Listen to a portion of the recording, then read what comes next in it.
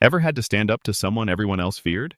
During Christmas dinner, while everyone was still working through their second helpings and the noise around the table had softened to the clinking of forks and the murmur of overlapping conversations, my mother leaned in close to me, her breath warm with wine and turkey stuffing, and said something I'll probably hear in my head every Christmas for the rest of my life.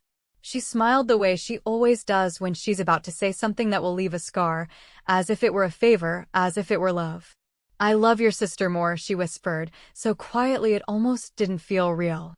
Then she shrugged, folded her napkin in her lap like we were talking about the weather, and added, "I just do." There was no apology in her tone. No hesitation, no discomfort. She said it with the casual finality of someone telling you you'd forgotten your keys on the counter again. I looked at her for a long second, trying to decide if I should call her bluff, ask her to repeat it, raise my voice and demand an explanation, anything that would make her face what she'd just said. But I didn't. I got up. I cleared the dessert plates. I smiled at my sister Molly, who was laughing with her husband about some dumb video he'd shown her. I stacked the dishes carefully, as if my balance depended on them. And I walked to the kitchen in silence. It's amazing what you can hide when you've had decades of practice. I've been her daughter for 46 years. I've known since I was maybe 9 years old that I was never the one she reached for first, never the one who got the softer version of her voice, never the one she defended or explained away when I made a mistake. It was always Molly. Molly with the dimples and the medals. Molly with the straight A's and the soft curls, and the wedding photos in the big frame by the fireplace.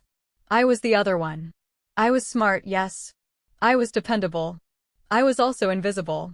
Except, of course, when something needed fixing, hiding, or taking the blame. As I scraped leftover pecan pie into the trash and ran the water over the dishes, I thought about the sheer audacity of it. Of saying it out loud. Of ruining Christmas not with a shout, but with a whisper so sharp it cut clean. And still, no one else had heard it.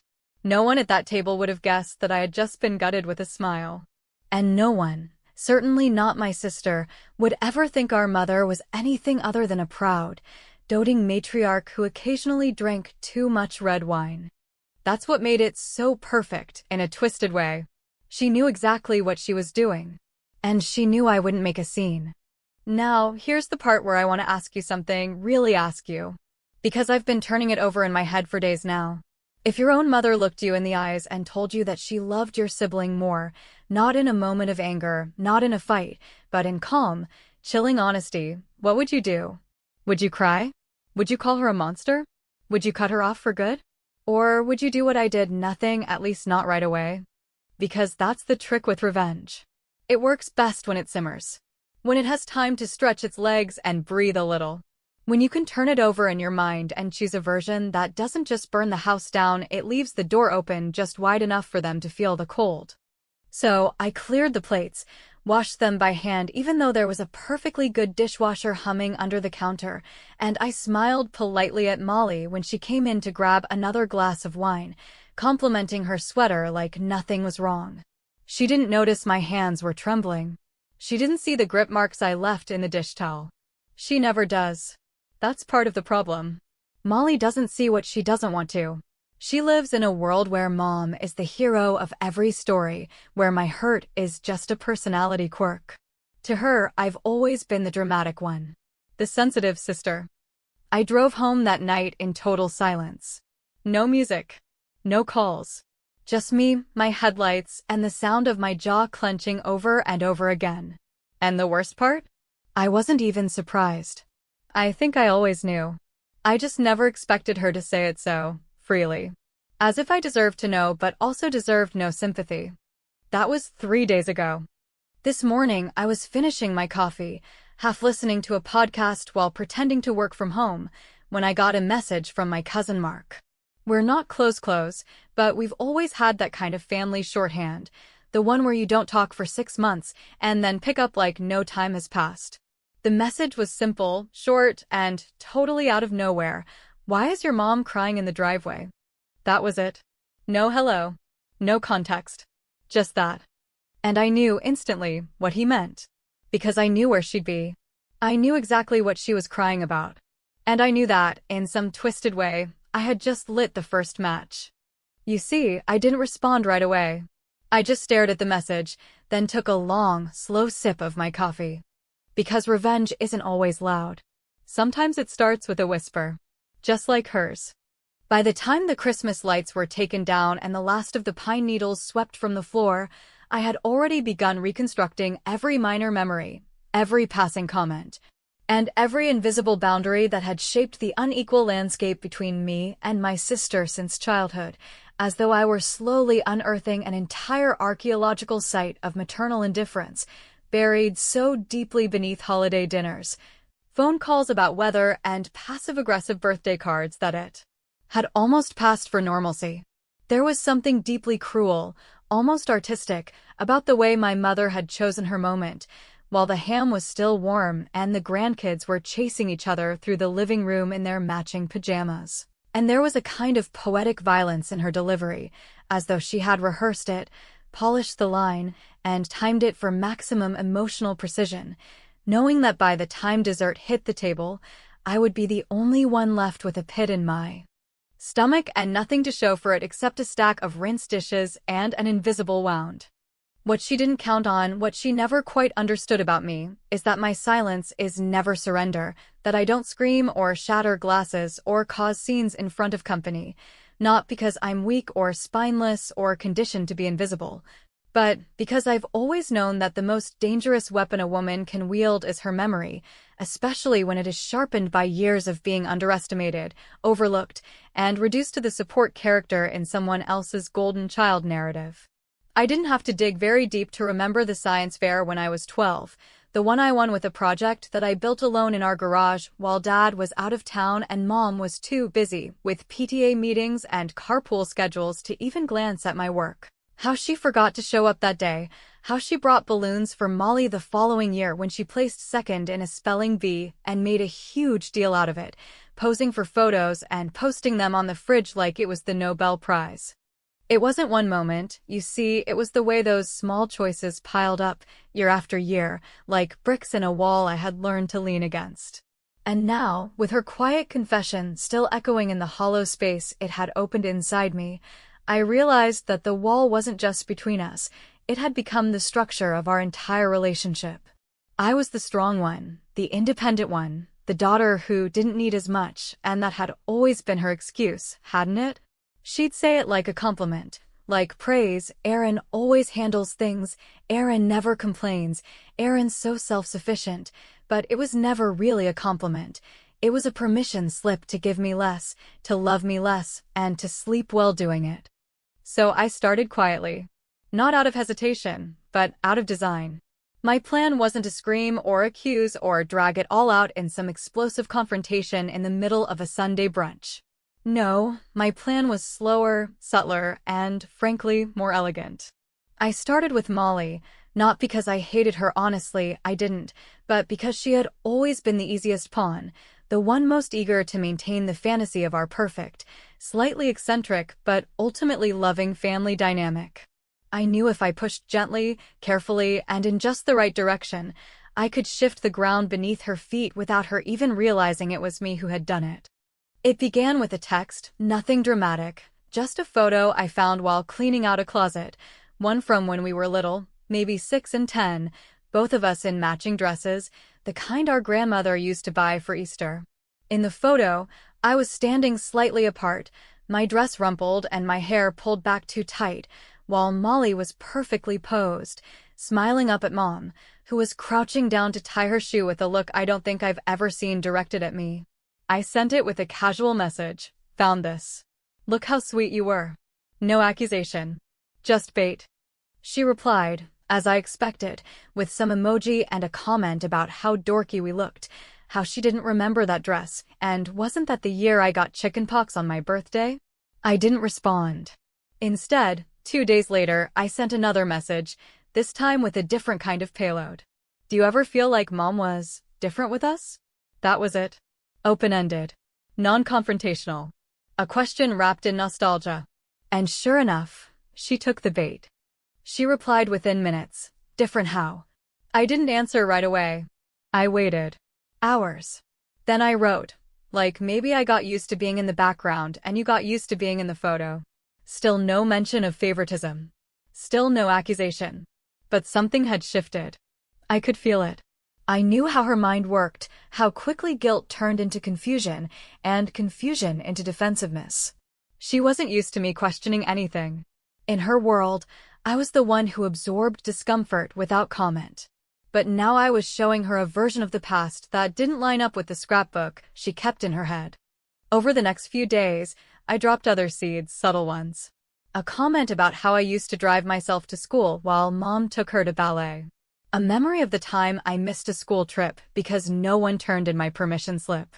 Small, quiet nudges that started to erode her certainty. And with every message, every conversation, I saw the gears turning. She wasn't sure what was happening, but she felt it, the unease, the slow unraveling of the story she thought she knew. I didn't want to hurt her, not really. But I needed her to see it. I needed her to look back and notice what I had noticed all along, that our mother had drawn a circle around one of us and left the other standing just outside of it, smiling like we were included, while never once being invited in. And the best part? Mom didn't know any of it was happening. She still called Molly every morning to discuss the same bland details, sales at the mall, what to serve for dinner, whether the neighbor's dog had been barking again, but I could feel it starting. That crack in the mirror. That shift in the air. Because the truth doesn't need to be shouted to do damage. Sometimes it only needs to be seen. There's something almost unbearable about watching someone you once envied start to question their own memories, especially when you were the one who planted the seed of doubt in the first place, not because you wanted to destroy them, but because for the first time in your life, you needed them to see the truth from your side of the fence, the side where birthdays were forgotten, praise was rationed like medicine, and love felt more like tolerance wrapped in obligation than anything warm or unconditional. I never hated Molly, not really, although I'd be lying if I said I hadn't spent years quietly resenting her for how effortlessly she floated through our mother's approval, as though affection were simply gravity and she was born in the right orbit while I was left drifting just out of reach. Watching her bask in a light I was always told existed but never truly felt. In the week following that first exchange, our conversations shifted from casual to cautious, as if she were slowly stepping barefoot across a floor she now suspected might be covered in glass. And though she still resisted the idea that Mom had ever meant to be cruel or neglectful, I could hear the hesitation begin to crack through her voice in the small pauses, the longer silences, the softening of her usual defenses. That's the thing about guilt. It doesn't always arrive with tears and apologies. Sometimes it shows up disguised as curiosity or the kind of quiet nervousness that makes people double-check memories they once thought were sacred. I didn't push hard. That would have made her retreat. Instead, I asked her questions she couldn't answer quickly, the kind that force people to sit in discomfort long enough for it to become familiar. I asked her if she remembered how Mom handled it when we both got into colleges on the same week, how I had opened my acceptance letter quietly at the kitchen table, and how she had cried and opened champagne when Molly's came in the mail 3 days later. I asked her if she noticed that Mom still, to this day, called her my baby and referred to me in the third person, as if I were some cousin from a different branch of the tree. I asked her gently if she thought it was normal that I had to buy my own prom dress, while Molly's was ordered 3 months in advance from a catalog that Mom had bookmarked like it was the gospel. And to her credit, Molly didn't deny these things. Not outright. She did what most people do when the stories they've built their identity on start to bend. She rationalized. She said Mom was stressed. She said I was older, so maybe things were tighter then. She said I never asked for anything, which, in a way, was true, but also irrelevant, because the real issue wasn't whether I asked, it was that I knew better than to think asking would make a difference. Still, I could tell it was working, not in the vindictive sense, but in the shifting of balance. She started bringing things up without prompting, like the time she got grounded in high school for sneaking out and Mom still let her go to her friend's birthday party because she had already RSVP'd. Or how she once failed a class and Mom blamed the teacher for not making the material more engaging.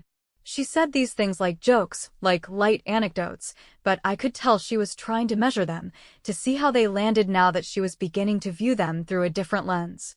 And then, almost out of nowhere, she asked me a question that caught me so off guard I nearly dropped my phone. She said, "Do you think Mom actually believes she loves us equally?" I had to reread it 3 times, not because it was complex, but because it was the first time Molly had ever acknowledged, in plain language, that there might be something unbalanced in the foundation we were both raised on. It was the crack I'd been waiting for, not so I could drive a wedge between them, but so I could finally step out of the shadows of that carefully curated story and let her see, with her own eyes, how differently the light had always hit us. I didn't answer right away. I let her sit with the question, because it wasn't mine to answer. It was hers to wrestle with.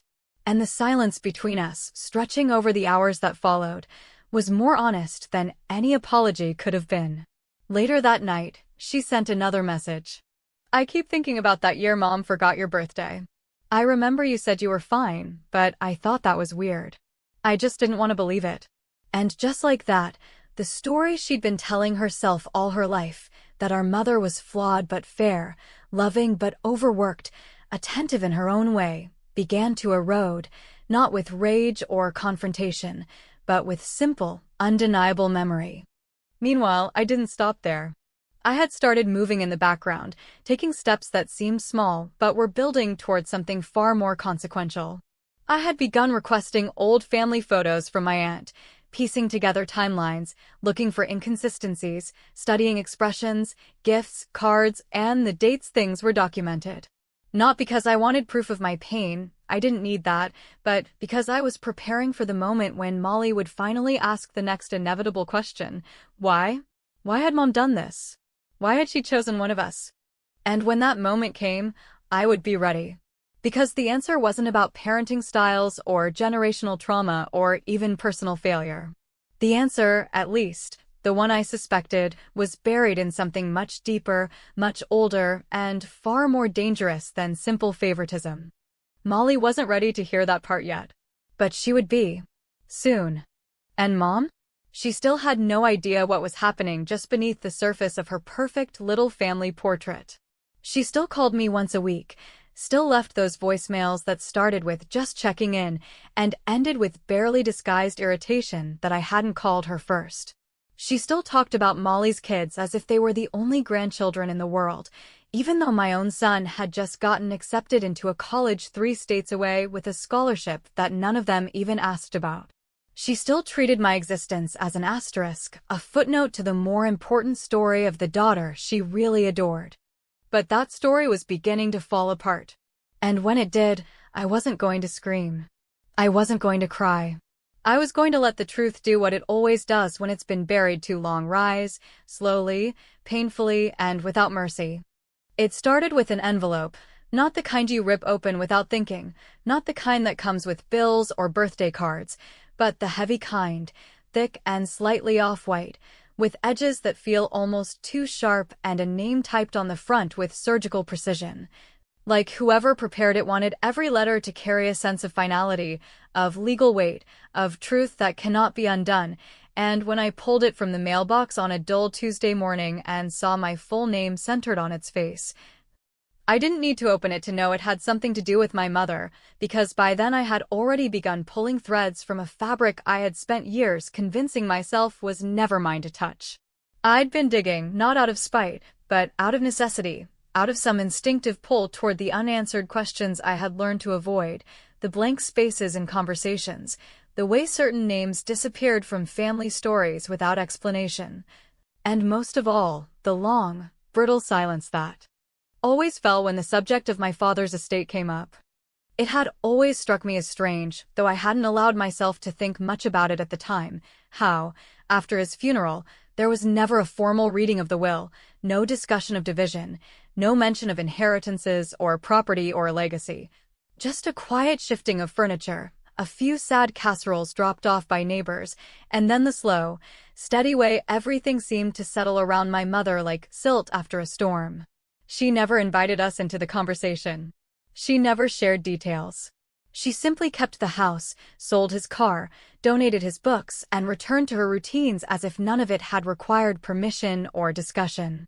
At the time, Molly had just had her first baby, and I was in the middle of my divorce, so I didn't question it, didn't press, didn't ask, didn't even show up for the meeting with the lawyer she insisted wasn't necessary for us to attend. I told myself it didn't matter. That money and things didn't heal grief. That I didn't care. But I did. Of course I did.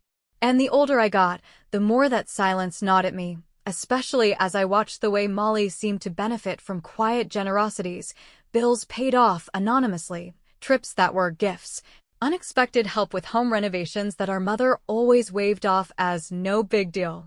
I wasn't bitter at first, not really, because I told myself families are messy, and maybe mom just liked helping the daughter with the young kids. Maybe it wasn't about love, it was about logistics, about convenience.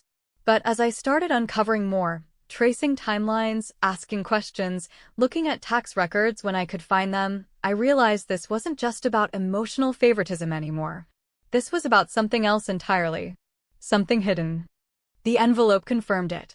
Inside was a letter from a probate lawyer I didn't recognize, stating that due to a recent audit of archival files, certain documents had come to light that required clarification regarding the division of assets from my father's estate. Documents that indicated his will had, in fact, been amended just 8 months before his death to include a trust in my name, one that had never been executed. The trust had not been dissolved. It had been buried.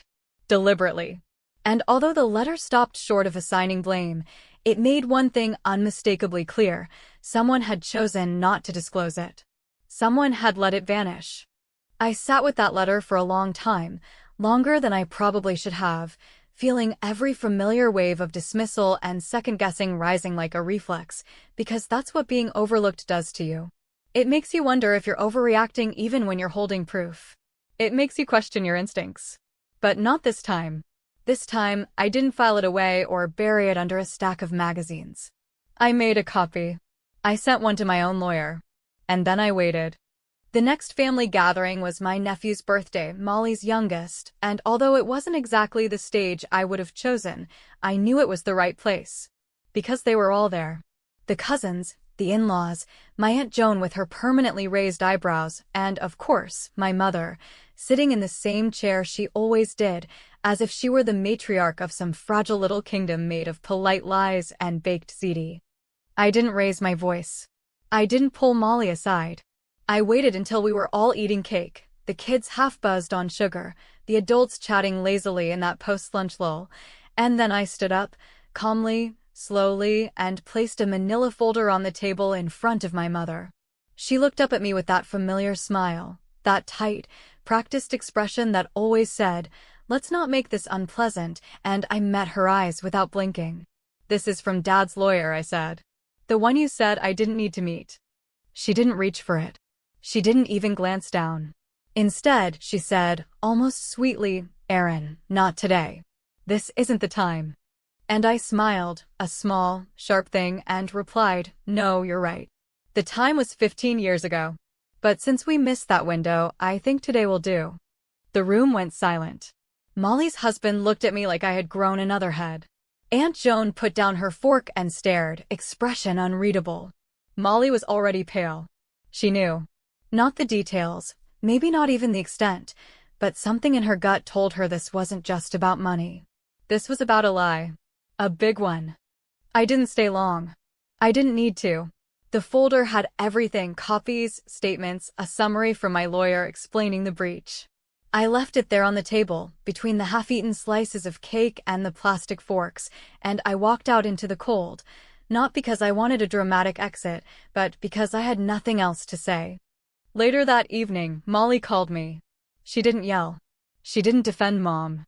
She just asked, in a voice I barely recognized, did she really hide it? And all I said was, "What do you think?"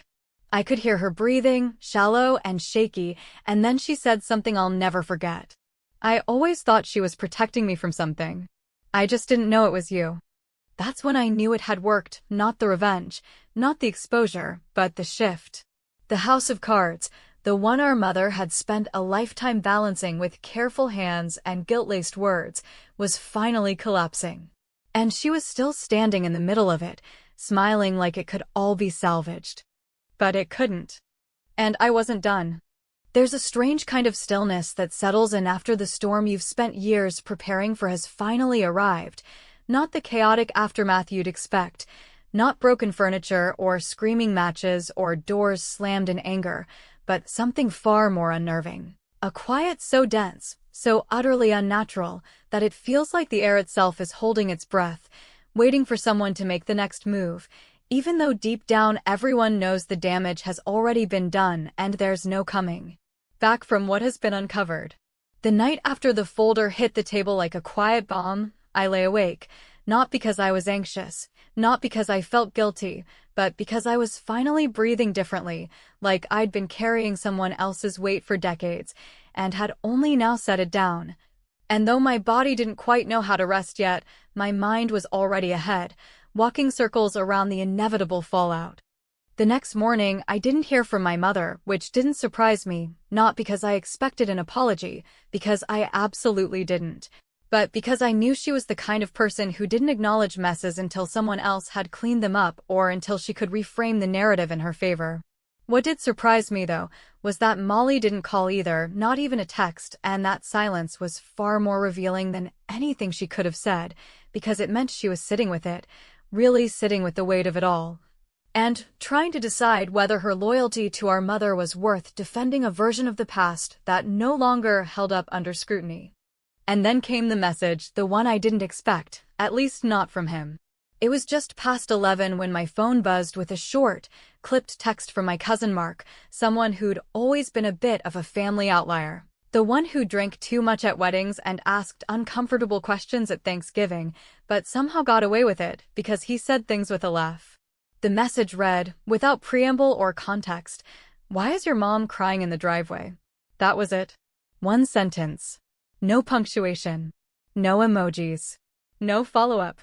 I stared at it for longer than I should have, the words vibrating in my chest like a low, distant hum, and I pictured it instantly, her standing at the edge of her perfect suburban driveway, the one she'd always kept swept clean. The one where she'd stood for countless Christmas photos with Molly and the grandkids, her posture rigid, her arms probably folded or maybe dangling uselessly at her sides, her mouth tight, her eyes leaking not from sadness, but from the sheer unraveling of control. I didn't have to be there to know what she looked like.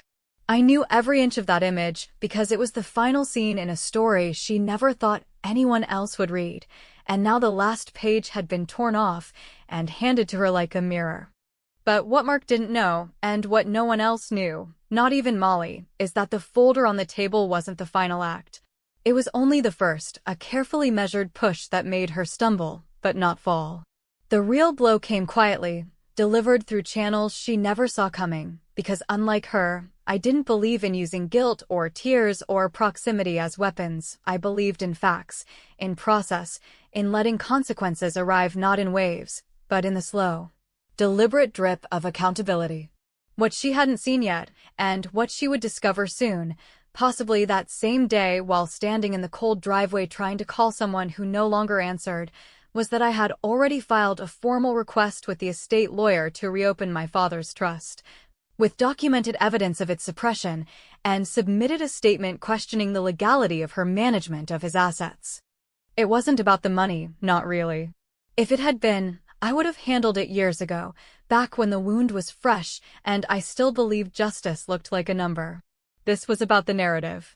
About dismantling the fragile mythology she'd built around herself and Molly for decades, the one where she was the misunderstood widow and I was the cold, distant daughter who never called enough, never smiled wide enough in photos, never gave her what she deserved. It was about forcing her to look at herself not through the lens of her curated family album, but through the eyes of the child she had minimized, dismissed, and finally, confessed to neglecting with a whisper she probably thought I'd forget. But I hadn't forgotten. And more than that, I had finally stopped waiting for her to notice the damage. I had decided to expose it myself. I didn't respond to Mark. I didn't ask for a photo or call to check if she was okay. I simply placed the phone on the counter, poured myself another cup of coffee, and sat at the kitchen table in the quiet morning light, letting the reality settle in that my mother, who had once told me, without flinching, that she loved my sister more, was now standing in her own driveway, crying not because someone had hurt her, but because someone had finally stopped protecting her from herself. And what made it even more perfect, more poetic in its own quiet way, is that the whole thing had unfolded without a single raised voice, without a scene, without anyone throwing dishes or storming out of a room. It had all unraveled in the most devastating way possible, with truth, with silence, with facts on paper, with a calm daughter who, for the first time in her life, refused to make herself small for the sake of peace. Now, I know what you're thinking. Did it fix anything? Did it make me feel better? Did it finally even the scales? The answer is complicated, and I won't pretend otherwise. Because healing doesn't always come wrapped in justice, and sometimes the only thing you get at the end of a story like this is clarity, not closure. But clarity is something. Clarity is enough to stop chasing the apology you'll never get. Clarity is enough to finally stop rewriting the past in softer colors just to survive holidays. And as for Molly, we've spoken, since then, in quieter tones, more careful words. There's no war between us, no open rift, but something has shifted that can't be undone. She sees it now, not all of it, but enough. She's begun to ask questions, real ones, about what else she missed, about what else she was allowed to believe, because it was easier than facing the truth. And I don't blame her for any of it. She was just a child like me. We were both living in a story someone else wrote. But now, for the first time in 46 years, I've started writing my own. And if my mother is crying in the driveway, it's not because I ruined Christmas or tore the family apart. It's because I stopped playing along. It's because I finally stopped pretending that love should be earned, or that silence is noble, or that being a daughter means absorbing damage without complaint. It's because she knows, now, that the story is no longer hers to control. And maybe, just maybe, she finally understands what it feels like to be standing on the outside of something, watching it move on without you.